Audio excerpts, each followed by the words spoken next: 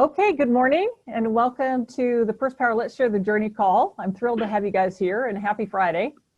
I really appreciate our guest, Charles Bernard, who's joining us today, and Ann Elliott recommended that we have him as our speaker. We are going to be in meeting format today, which is a little different from the webinar that we normally do. We wanted to give you guys the chance to be interactive, so that's what this is all about today. And just quickly, First Power is working to help women use their massive purchasing power to drive positive change.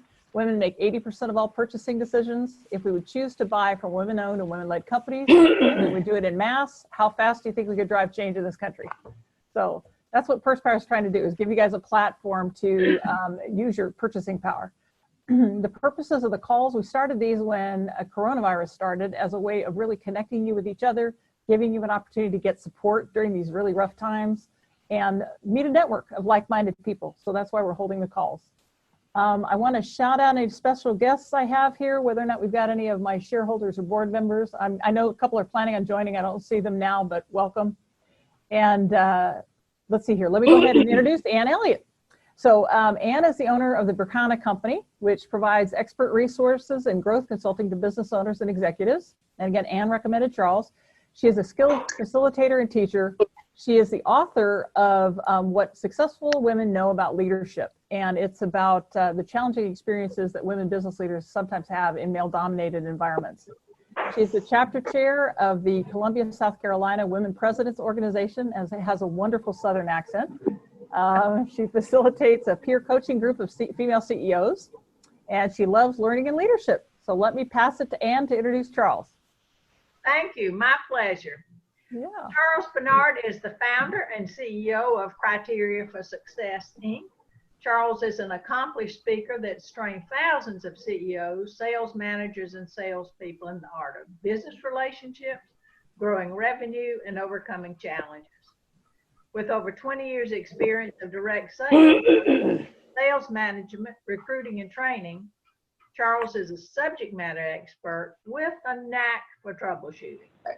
He was born in Madrid, Spain, was educated in Surrey, England. Currently, Charles lives in New York City, where he is authoring his debut book, Enabling Buying in a World of Selling. I'm so thrilled to be here and be with all of you and Charles.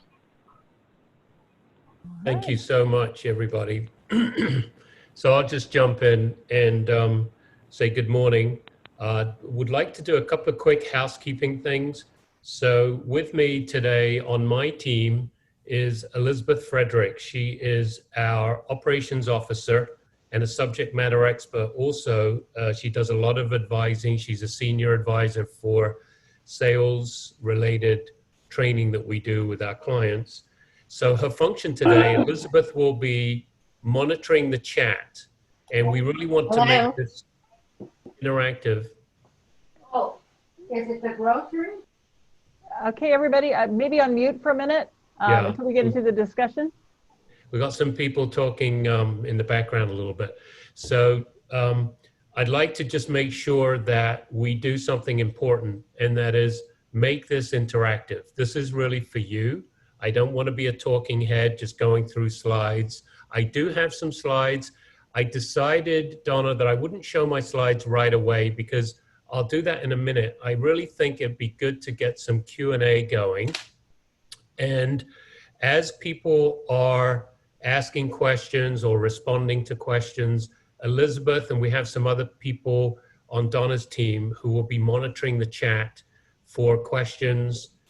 Feel free to raise your hand if you actually want to speak. And then also watch the chat because there'll be some links. Of course, we're trying to cram as much as we can in a short amount of time. There'll be some supporting material, blogs, ebooks, resources, articles that you might want to look at after the talk so that it would augment what we're talking about. So that's a little bit of housekeeping, and I'll just get started because I know we have some limited amount of time. The context for today is I'd love to hear from you any concerns you have regarding questions and in sales, business growth, prospecting, developing, And to help facilitate that, I am going to actually now share my screen and show you something that might help get some conversation going. This is where I am, by the way, if anyone's trying to figure out what that's a picture of. That's Manhattan, kind of towards the nighttime.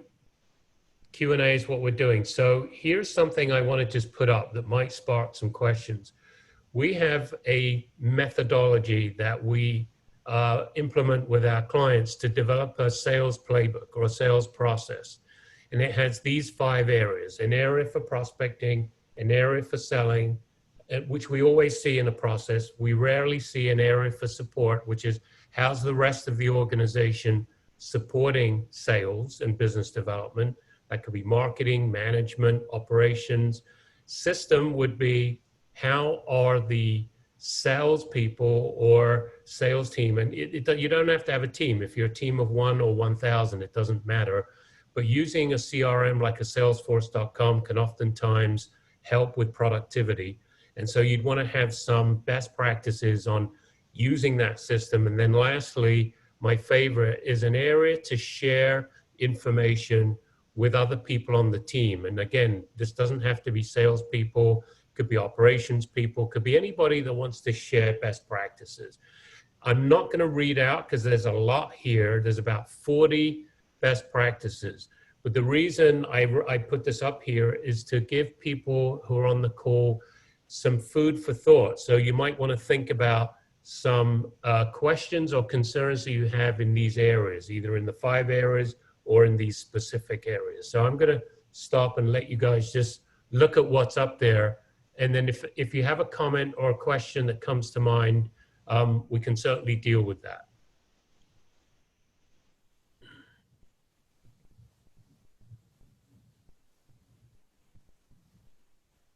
Do you want people to raise their hand? Yeah, if you could raise your hand or physically raise your hand or just put it in, in your participant, or just shout out something, a question would be great. Well, for me, I'll ask one. Is prospecting in this time of COVID, when you can't physically get in front of people, how do you recommend people tackle that? Great question. So there's a lot of ways to tackle prospecting. I think if you look at what's here, a lot of people miss this crucial step, and I think it is important, and that is to do some targeting. And targeting is essentially figuring out what is a good prospect, essentially. Is it a person in a certain company, in a certain geography? Is the company of a certain industry or a certain size? So I'm going to call that, when you're targeting, that's going to be demographic information. There's another part to targeting that I want people to think about, and that is, what is the situation that the person you want to reach out to is in?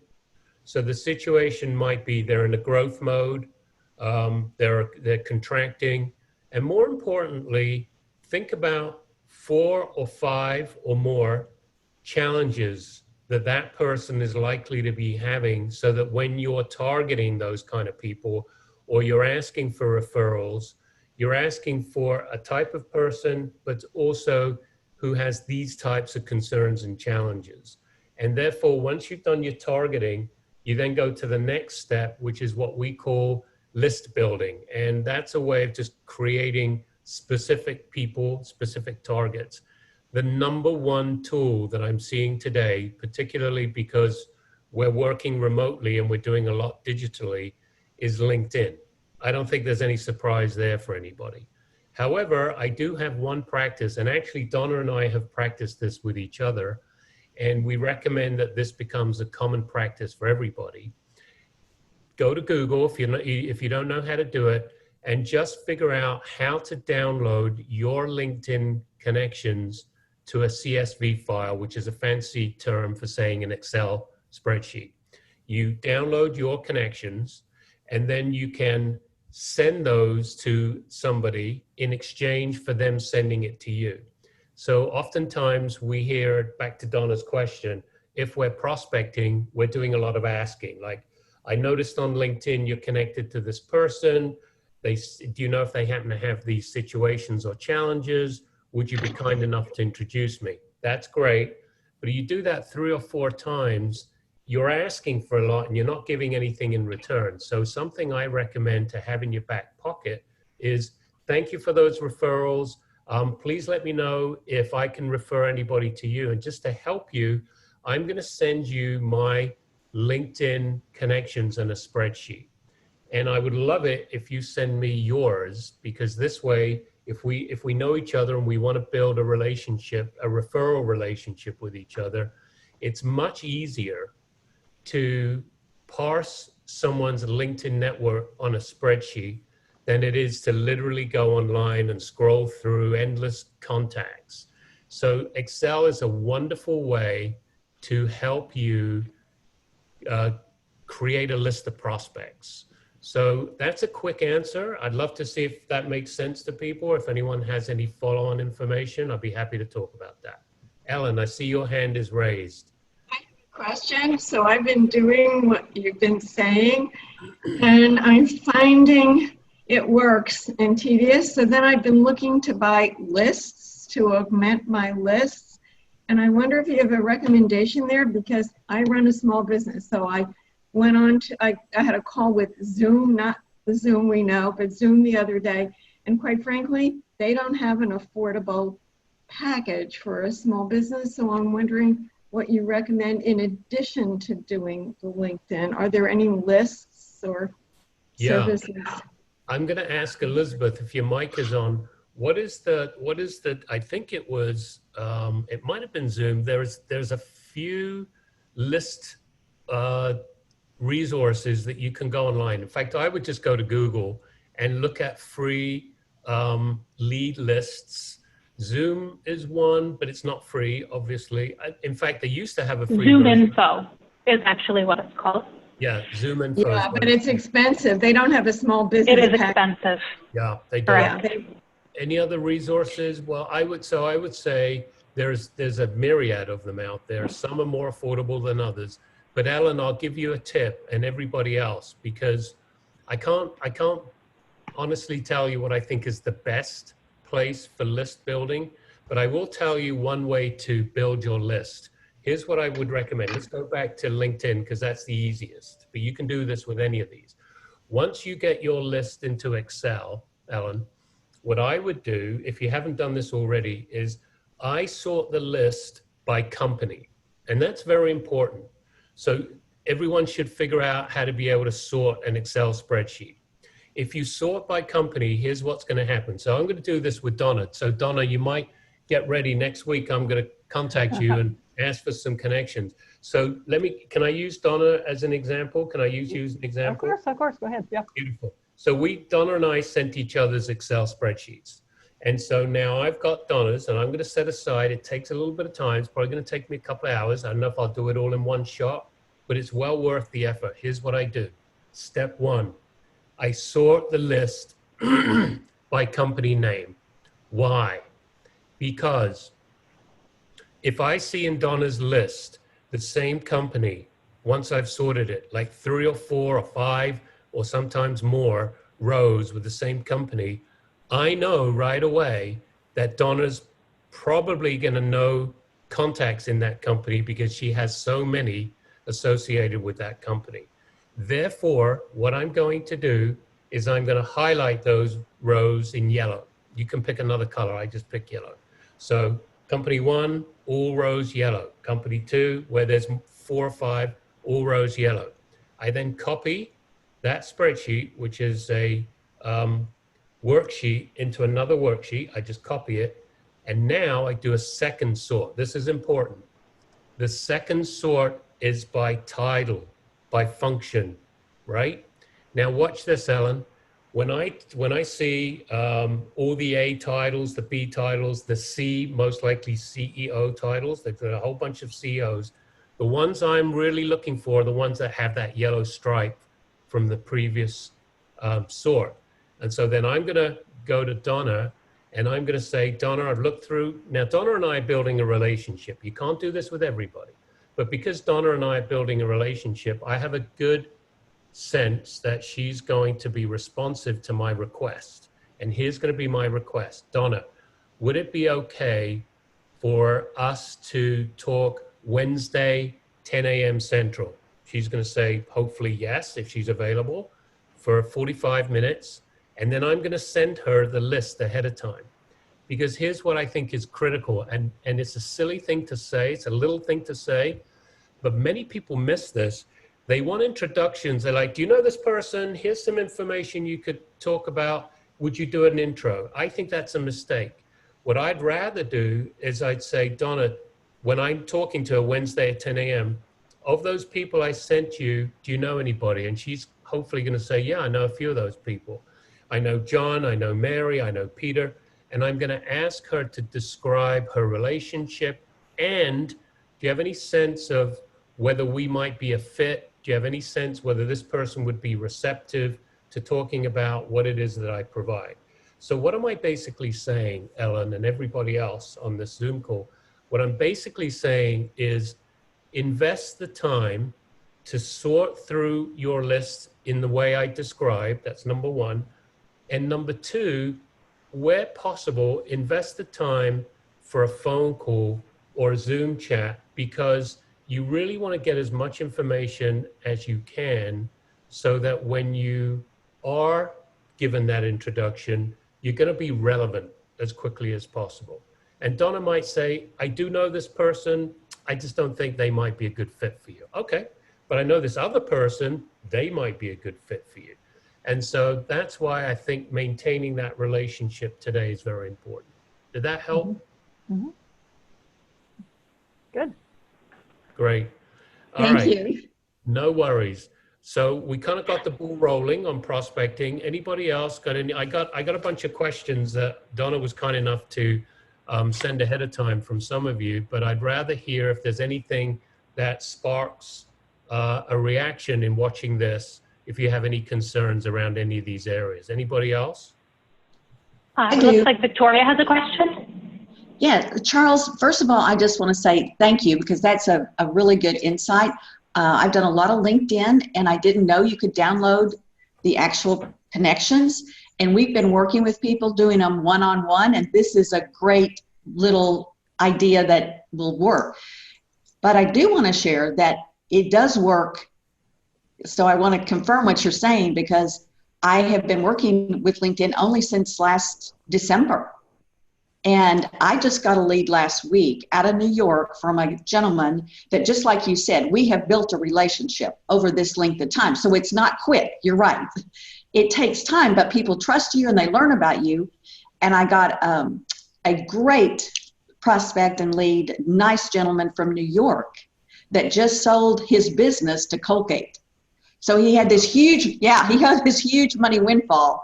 And she did exactly, I connected with her and asked that very question, like, okay, can you tell me a little bit about your relationship with this gentleman? Because I'm used to people coming to me and not reaching out to a total really stranger. So it really does work well. And it was a beautiful phone call. I mean, it couldn't have gone better.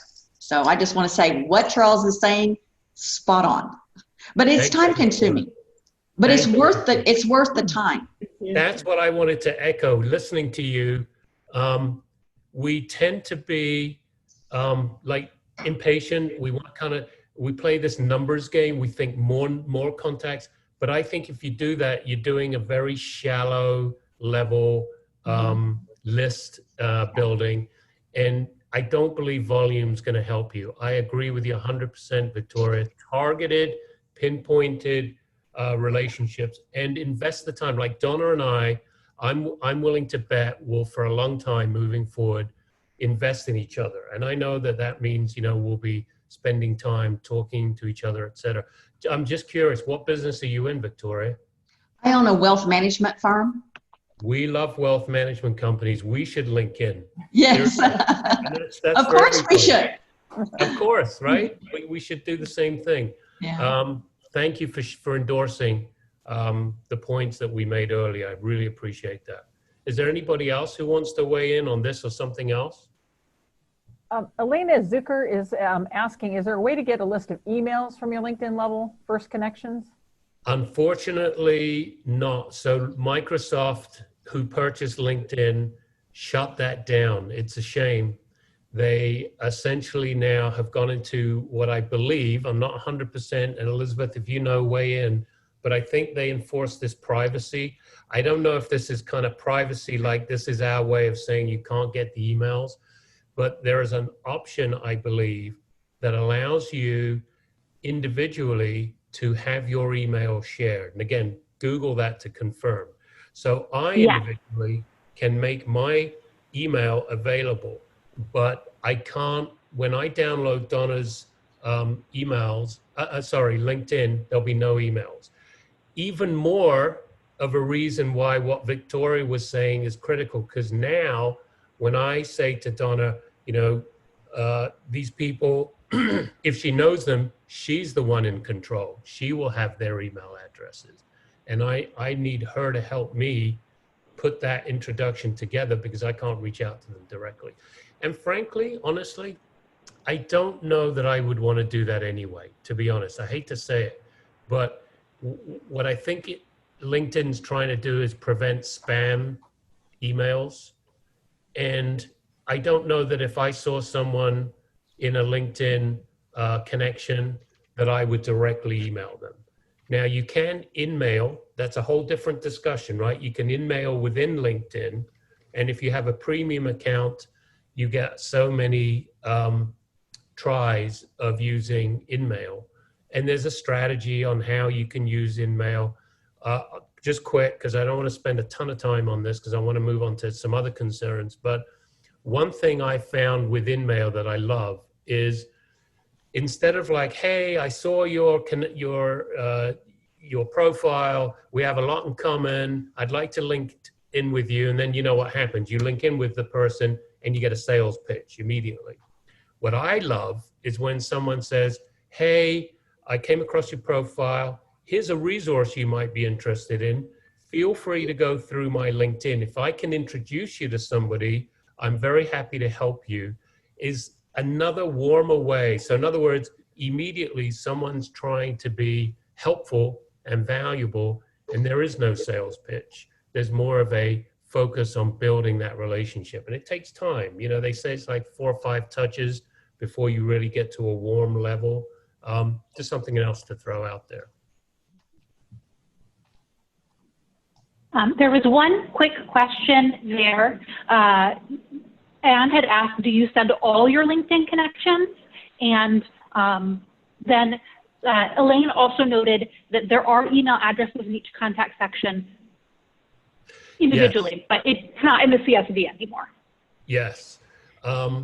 So I actually had this conversation yesterday at 8 o'clock in the morning. So someone asked the same thing. Do you think it's a good idea to send all your connections? Because there may be some connections you don't want to. Again, same story. If you're concerned for yourself about who you're sending your LinkedIn connections to, same story. I would do a sort by company. It's much easier to look down a company than look down thousands of individuals.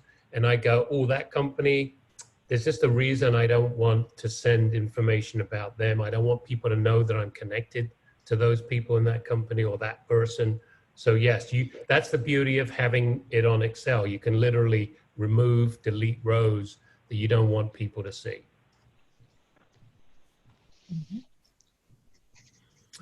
Donna, do you have any other questions, or does anybody else have any other questions?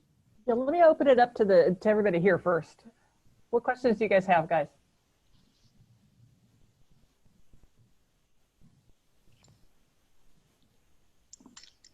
Okay, let's see here. So given COVID, given the struggle that we're all having doing some of this in terms of reaching out and making sales, what concerns do you hear most from CEOs, and what do you see the effective and ineffective ways people are addressing them? Yeah, so I'm going to actually show you a tool that kind of covers some of that. Mm-hmm. But what I'm seeing today is a lot of, I'll tell you what I think the common, probably the top 5 things CEOs are worried about today with COVID. Number 1, believe it or not, it's self-limiting beliefs. We call that head trash. In other words, it's that little voice in your head that right now is saying what little voice? That little voice. And that little voice in your head and my head is going about 1 word a second, 60 words a minute, and it's talking negative talk generally, like people aren't buying. You know, my business is in dire straits. This is a problem. This other thing's a problem. The issue there is we can't make it disappear. I know you might think that there are techniques to make that little voice disappear. I've never seen it. I don't know of an effective way to do it, but I can tell you that the thing I would recommend is that you, instead of try to get rid of that voice, don't act from that voice. In other words, have it and let it be, but don't act from it, and just give it space. In other words, if your voice is telling you things that you think are bad, you basically say, thank you, mind, for sharing. I get that this is a tough situation, and this is what I'm going to do anyway. And that's why I go to point number 2 that concerns CEOs. It's the what is the this is what I'm going to do anyway part. And so we want you to have a system for selling, because it helps you get out of your head and focus on the parts of selling or business development that you really should be focused on, so you're not hypnotized by all of that negative self-talk. And that's really what we have this screen for. These are this is what we call a sales playbook, and you really want to, you'll get the slides after this. We really want you to develop best practices in each of these areas, like how do I introduce the company in 30 seconds? What's my value proposition? How do I target for new prospects? When I get an opportunity, how do I run a meeting on Zoom? That's number 3. Salespeople, or you and me, are having to figure out a way to be relevant very quickly for 2 reasons. One, we're on a Zoom platform where it's easy for people to say, yeah, sure, whatever you're saying, but they're looking at email, right? Or they're distracted. They don't know that you can see that. In a conference room, it's very difficult to hide that, but on Zoom, it's easy. So that's number one. And the other issue is that people are anxious and they don't want to get onto long meetings. You got to get my attention quickly. So no system for selling, head trash, getting people to be relevant quickly is important. 4th point is you have these great Zoom meetings with new prospects. They ask you to send a proposal, and guess what happens? What do you get back? You email someone a proposal, what do you get back? Usually Nothing. Crickets. Nothing, right? And right. So frustrating. Very frustrating. I would say COVID, prior to COVID, and probably after COVID, that will remain as the number one source of suffering for salespeople. And so therefore, one of the things you want to say, and this is a very, very small thing, but if you don't say it at the beginning of the relationship, it's going to cost you in spades at the end of the relationship. And that is one thing. Just say, I'm happy to send a proposal. By the way, one of my core philosophies in our organization, or one of my personal core philosophies, is that we're a feedback organization. Could we get timely feedback? I'd love to send you a proposal. I ask one thing above anything else, and that is that you let me know where we stand. Yay, nay, just let me know. Would that be okay? And now they're going to literally have to break that commitment that they made to you by not responding. Does that make sense to you guys? Because as a sales trainer, a lot of salespeople say to me, how do I get people to respond? And I say, well, if you're chasing them after the fact, it's very difficult. So nip it in the bud at the beginning. Ask people for feedback timely. That's the key, timely feedback up front. And then the 5th part that we see is that people are having a hard time discussing or presenting. Now, this is very important. This is probably the most important. People are finding a hard time presenting their information to a buyer so the buyer sees it as an investment, not as a cost. I'll say that again. I believe very honestly that people will buy if, number one, you're talking about something they care about, and that is a challenge. The bigger the challenge, the more they care about it. They want to know that you know about their challenge. So number one, you're going to talk about their challenges, but number two, they want to know that you know how expensive or costly or painful that challenge is. That's the first. The second is, I believe people will buy if they see a return on investment. And we all tend to default into, oh, you mean dollars and cents? Not really. Yes, it could be dollars and cents, but it could be return on effort. It could be return on efficiency. It could be return, do you get what I'm saying? So I'm making something more efficient. I'm making something easier. I'm making something shorter, or I'm making something longer, depending on what it is. And yes, there may be dollars and cents involved. So here's a tip, simple tip, makes a big difference. Ask people, have you considered what you're looking for in terms of a return? Have you considered what you really would like out of acquiring this solution? What are your expectations? Or even say, what are your return on expectations? Let them tell you. And if you do that 3-5 times in a row, you become a subject matter expert, because people are now spoon feeding you what their expectations are. And you can then learn from that and bring that to the next conversation. So it's kind of like you keep building on all these conversations. It's just a great way to make yourself relevant quickly. And I have a tool that we will discuss on how to do everything I just told you. Anything else?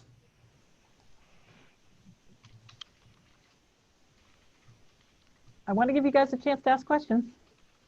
Okay, I have another question, I guess. So throughout my career, I learned to get out monthly letters, monthly emails, short ones, with what's in it for you to clients and prospects. And we used to get back, gee, nice, great to be in touch.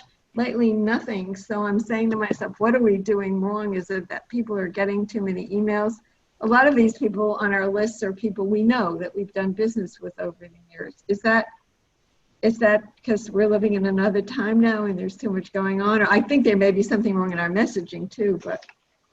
Yeah, so without spending some time with you, Ellen, I don't know, you could be doing something wrong, but I will tell you some very best practices across the board.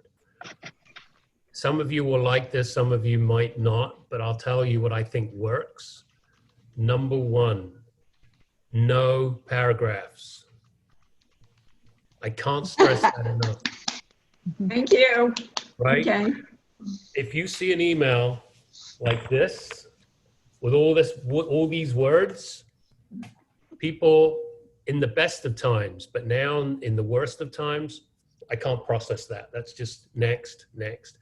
And here's what happens. People flag that email because they don't generally delete email. They flag it to be read later, but they're getting 100 emails a day. So another 100 emails come in, that gets pushed and forgotten about.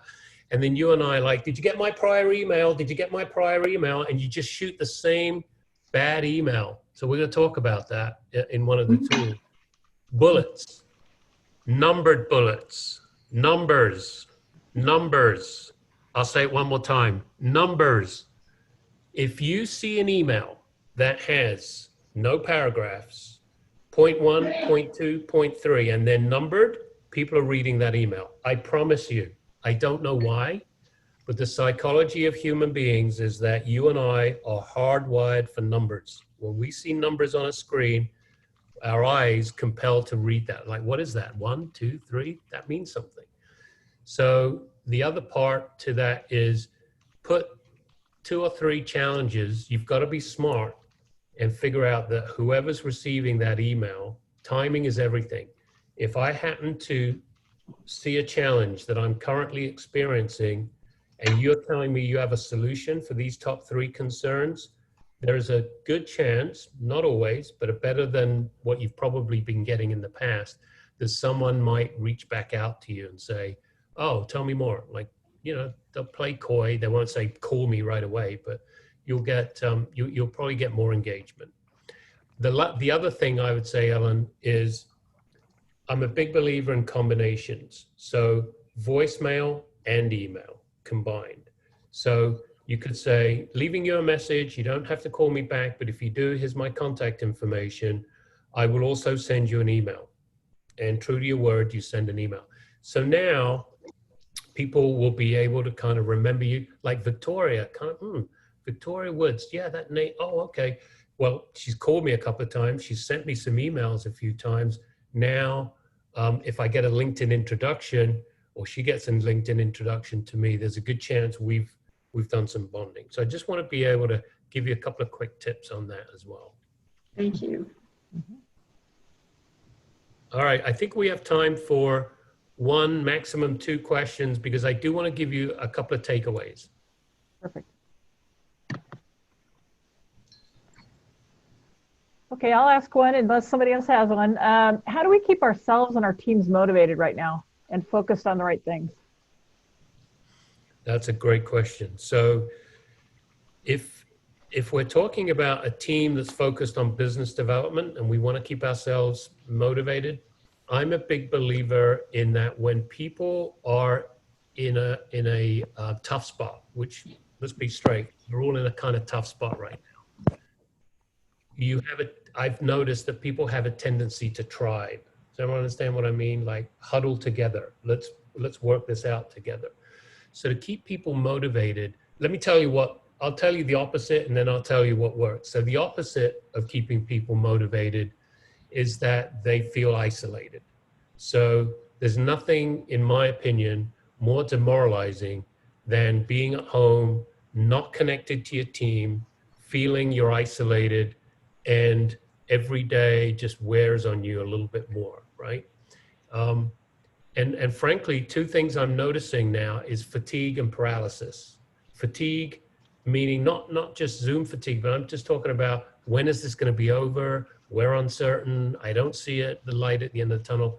That's fatigue. And paralysis, people are like literally paralyzed. So if you want to motivate people, give people a project or an initiative so we can collaborate together. And we have a couple of solutions. One, we call it co-action. So co-action is our branded term in my company, where we work with the executive leadership team, pretty inexpensive, and we work with the team to huddle together, to collaborate, because sometimes just an outside facilitator can help get people out of their own way and develop strategies and projects. And then we have a whole way of delivering on those projects so they're foolproof, meaning you've done a lot of retreats, you've gone away, you've done a lot of post-it note stuff, everyone gets a nice buzz from that event, and then it's business as usual. What we recommend with co-action is that the strategies lead to projects, and then monthly, we have a meeting where we go through all the tasks of all the projects that are due for this month. And our projects have 3 levels of accountability, which makes it almost bulletproof. You have a project owner, you have a person doing the task, and you have a driver. That's the most important. You have a driver who's making sure, holding the doer accountable to getting it done. So that is highly motivational at a leadership level. One of the projects that I humbly suggest, it doesn't matter what size organization you are, is that you develop a playbook and you get everybody involved. And most people make the mistake of thinking, oh, we should have sales develop the playbook. No, a playbook is all the components of your offering that everyone in your company has influence over. So you want to do what we have here on the screen. You want to develop all these best practices. And we have some ideas on how you can do that if you wanted some more information after this. Does that help? So I think keeping people motivated, find projects, find initiatives that you can put as many people to work that are going to be beneficial to the organization. You don't want to give people projects for the sake of it. You want to give people projects that are going to benefit the organization. We think the #1 project that's going to benefit the organization is related to revenue generation, because that seems to be what people care about the most right now. I mean, frankly, you don't have revenue, you don't have a company. You got to have revenue. Right. I'm going to move quickly, Donna, and people can ask me questions. I just want to make sure I give this to you and we don't lose it. So is it okay if I give you a couple of tools to take with you? Please. Okay. So I fundamentally believe, and I think I speak for Elizabeth, that what we're going to present addresses everybody's concerns if you're practicing a consultative sell. And people say, what's consultative selling? Our definition is where you're problem solving. And there are a lot of companies that don't want to problem solve. It's like, we don't want a headache. We just want transactions, more like a B2C.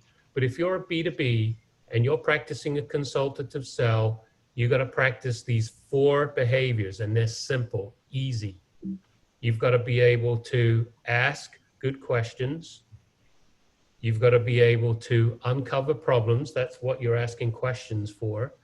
You want to share solutions to those problems.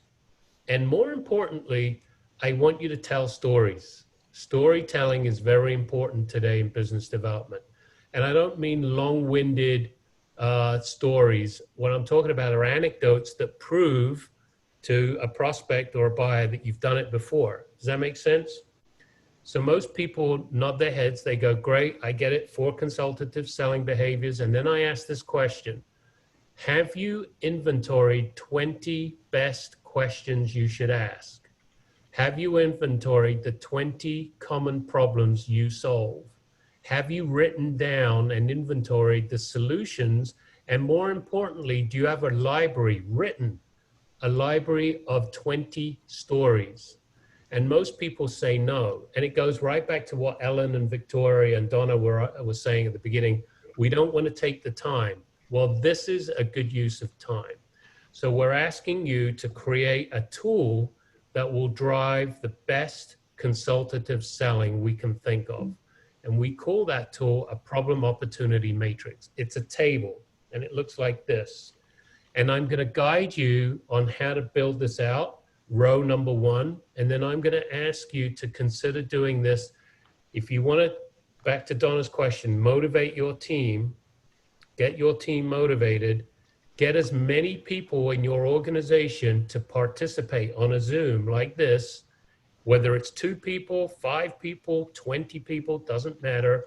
You need a facilitator who's going to help develop this tool. And I promise you one thing, because we've seen this happen. When people get involved in developing this tool, you start to get an enormous amount of engagement and understanding of your best practices. What are the questions we ask? What are the problems we solve? What are the stories? Like, Jane, don't you have a story about that insurance company that proved that oh yeah, I do. Well, what was that? Tell us about that. And Peter, don't you have a story about when we walked in last year and we solved that other problem for that wealth management company? Don't you have a story? Yeah, as a matter of fact, I do. So do you see the level of interaction to build this tool is very motivational. And I'm going to step you through it because I've been doing this for many, many years. Elizabeth has been working with me for 12 years. We've been doing this. And the hardest part of this tool is the very first box, a feature. So here's what I want you to think about. Whatever you are providing in your market has as many features as possible, 10 minimum, 20 ideally. Why? The more features you have, the more questions you can ask, the more problems you're solving, the more information you can get from your prospects. So within my organization, within sales, management consulting, and training, we have a feature called the Cfs Sales Playbook. Now, this is important, what I'm about to say. I could have said our feature was a sales playbook, but I didn't. The reason I said the Cfs Sales Playbook is I want that feature to sound unique. It's mysterious. People will say, I've heard of a sales playbook, but I haven't heard of a CFS sales playbook. So whenever you're stuck and you want to make your feature sound unique, stick your company name in front of it, and now it's unique. So CFS Sales Playbook. The next thing, it all flows like water. This is easy peasy. Next, what is the benefit of a sales playbook? It provides a consistent sales process. So you're going to parse this out with your team. Is that a real benefit? Is that big enough benefit? Does that really sound like a benefit? That doesn't sound like a benefit. Maybe this is a better benefit. And then you land on a benefit that you can all agree on. So for us, provides a consistent sales process.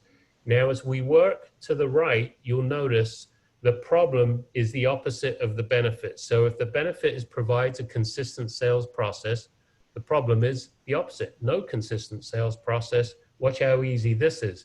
The question is always, tell me about, or please describe, followed by the problem.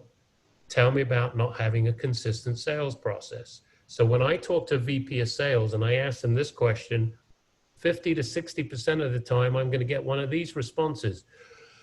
How much time do you have? I mean, I'm trying to get my team to sell. They're all over the place. Now with COVID, everyone's at home. I can't keep an eye on them.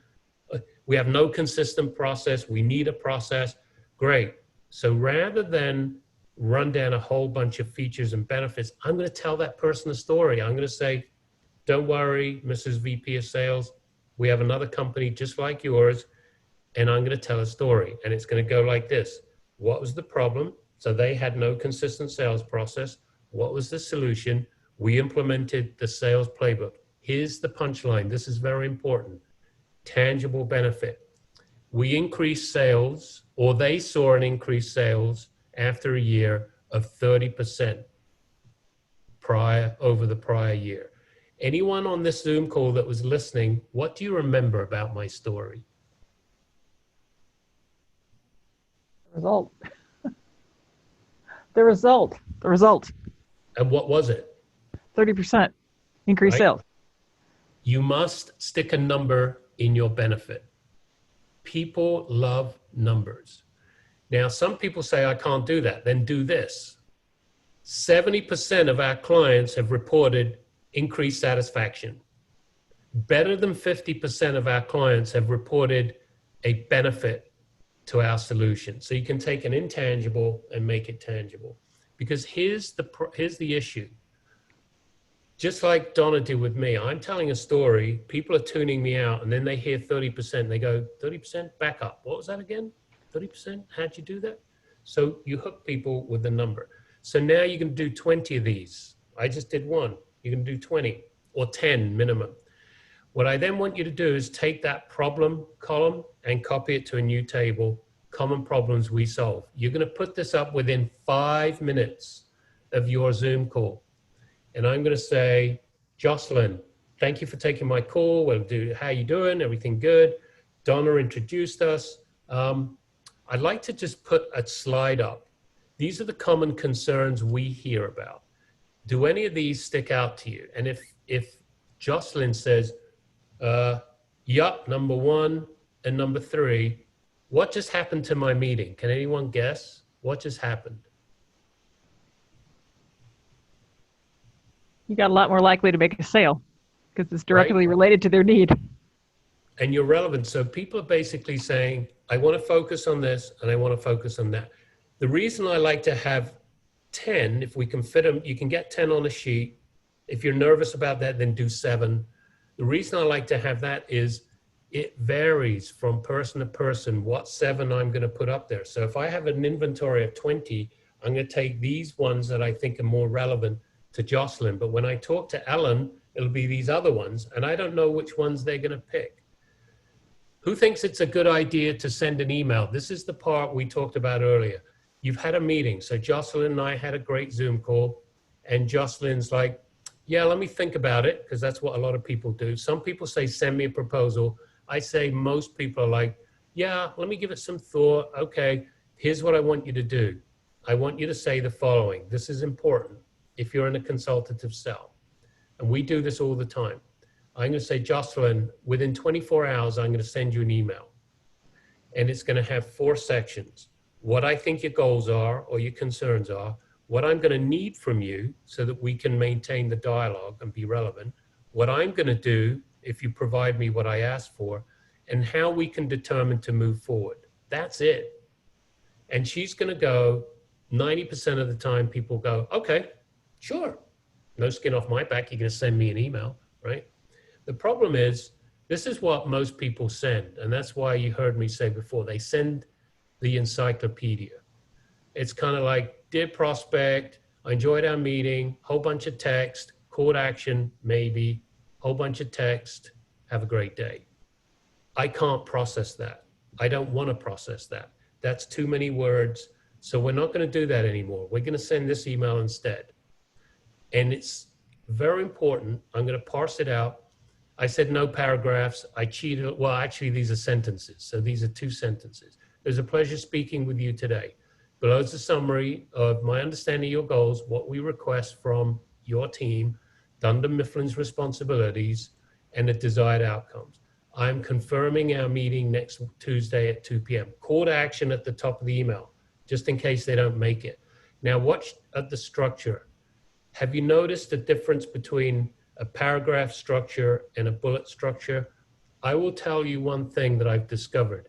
If you can create this, that's genius. Genius is the ability to take a lot of words, a big conversation, and distill it down to relevant points. There's a reason I went A, 1, 2, 3, B, 1, 2, 3, 4, C.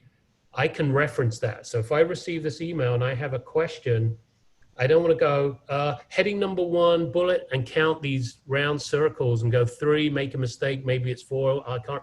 Here, in 2 seconds, I can quickly respond. The other nice thing about this format is if you have a stakeholder that is going to be at the next meeting and they want to come up to speed, you shoot them this email. Internally, if you have people on your team that you want to bring up to speed on the dialogue, you send them this email. So I just want to leave you with that, because this is not about selling. This is about identifying goals, making requests, telling people what you're going to do, my company's responsibilities, and an ideal outcome, meaning they've got a scope of work they understand, budget has been allocated and approved for this project, and stakeholders in your organization, the buyer's organization, have bought into the execution of this program. Stakeholders may not make the decision to go ahead, but they can certainly influence the decision to not go ahead, right? So last thing, what do you put in the subject line? Here's what people, back to what Ellen was asking. I got this from a sales trainer. Sales trainer said to me, what do you put in the subject line of these emails? And I said, meeting follow-up. He said, don't ever do that again.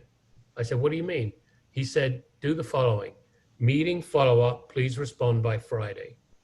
Meeting follow-up, please respond at your earliest convenience. Meeting follow-up, please respond by end of day. And the reason he said that's effective, and even if you're doing some marketing campaigns, you might say, please follow up at your, please review at your earliest convenience. You're asking someone to do something. And by putting that in the subject line, they're more likely to open it. I can spend hours talking about this deal email, but I just wanted to give you this, and it will be in the slides so you can see this. So hopefully that gave you some food for thought. And I just want to end on a note and then pass it back to Donna. So representing Elizabeth and me and our team, we would be remiss if we didn't practice what we preach and say to you that we are offering a free consult. And if you want to get in touch with us, we're happy to do a free consultation, talk about your business in more depth, and see if there's something we can help you with, but at a minimum, give you some ideas to run with. And if you do decide you want to work with us at some point, if that's something you'd like to do, please reference that you were on this webinar, because we'll be giving you a 15% discount on our fees. And I just want to leave you with that. And thank you, Donna, for putting this together. And hopefully that made an impact for you today.